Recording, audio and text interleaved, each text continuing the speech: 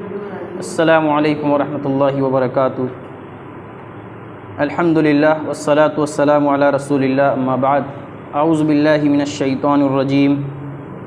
ان اللہ لا یغفر ان یشرک بہ ویغفر ما دون ذلک لمن یشاء ومن یشرک باللہ فقد ضل ضلالا بعیدا۔ ان اللہ لا یغفر ان یشرک بہ، اسے اللہ تعالیٰ قطعاً نہ بخشے گا کہ اس کے ساتھ شریک مقرر کیا جائے۔ وَيَغْفِرُ مَا دُونَ ذَلِكَ لِمَن يَشَاءُ، ہاں شرک کے علاوہ گناہ جس کے چاہے معاف فرما دیتا ہے۔ وَمَن يُشْرِكْ بِاللَّهِ فَقَدْ ضَلَّ ضَلَالًا بَعِيدًا، اور اللہ کے ساتھ شریک کرنے والا بہت دور کی گمراہی میں جا پڑا۔ تو پہلی بات آیت شریفہ میں جو اللہ رب العالمین نے کہی کہ اس بات کو اللہ رب العالمین قطعاً معاف نہیں فرمائے گا کہ اس کے ساتھ شرک کیا جائے، کیونکہ یہ سب سے بڑا گناہ ہے، اکبر الکبائر، بڑے گناہوں میں کا سب سے بڑا گناہ ہے۔ اس کو حدیث میں اللہ کے رسول صلی اللہ علیہ وسلم نے یوں کہا جب آپ سے سوال ہوا کہ ایُّ الذنب اکبر عند اللہ، اللہ کے یہاں سب سے بڑا گناہ کون سا ہے؟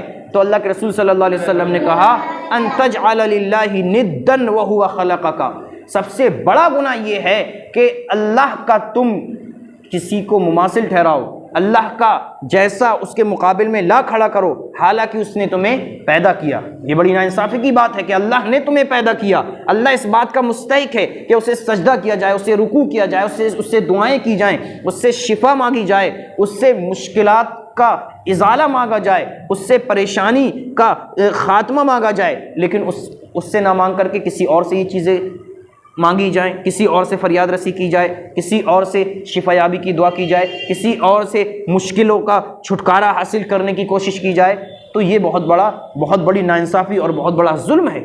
اس کو فرمایا کہ ان الشرک لظلم عظیم، شرک یہ ایک ظلم عظیم ہے، بہت بڑا ظلم ہے۔ اور آگے اللہ رب العالمین نے فرمایا وَيَغْفِرُ مَا دُونَ ذَلِكَ لِمَن يَشَاءُ، شرک کے علاوہ جو بھی گناہ ہو سکتے ہیں وہ جو چاہے گا تو معاف کر دے گا۔ تو شرک کے علاوہ بھی گناہ بڑے بڑے ہیں، جھوٹ بہت بڑا گناہ ہے، چوری بہت بڑا گناہ ہے، کسی پر بہتان تراشی، الزام تراشی، کسی کی غیبت، چغلی، یہ بہت بڑے گناہ ہیں۔ نماز کا چھوڑنا، زکوٰۃ کا ادا نہ کرنا، یہ بہت بڑے گناہ ہیں، لیکن یہ سارے گناہ ہیں بہت بڑے۔ ان میں سے اللہ رب العالمین جس کو چاہے گا معاف کر دے گا اور جس پر چاہے گا سزا دے گا، لیکن شرک کو معاف نہیں کرے گا، لیکن شرک کو بھی معاف کر دے گا اگر توبہ، سچی توبہ کر لی جائے۔ معاف نہ کرنے کا مطلب یہ ہے کہ اگر انسان شرک کی حالت میں بغیر توبہ کے اس دنیا سے چلا گیا تو وہ سزا بھگتے گا ضرور، اور اللہ رب العالمین ایسے بندے کو معاف نہیں کرے گا۔